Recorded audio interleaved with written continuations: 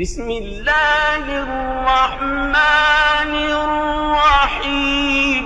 காலையும் மாலையும் கீழ்காணும் துஆவை மும்மூன்று தடவை ஓதுபவருக்கு எந்தவித நஷ்டமும் ஏற்படாது என அண்ணல் நபி ஸல்லல்லாஹு அலைஹி வஸல்லம் அவர்கள் அருளினார்கள். بسم الله الذي لا يضر مع اسمه شيء في الأرض ولا في السماء وهو السميع العليم. பொருள்: அல்லாவின் திருப்பெயரால் ஆரம்பிக்கிறேன். அவனது பெயரின் பரக்கத்தால் பூமி மற்றும் வானத்தில் உள்ள எதுவும் எத்தகைய நஷ்டத்தையும் ஏற்படுத்த முடியாது. அவன் கேட்பவனும் அறிபவனுமாக இருக்கிறான்.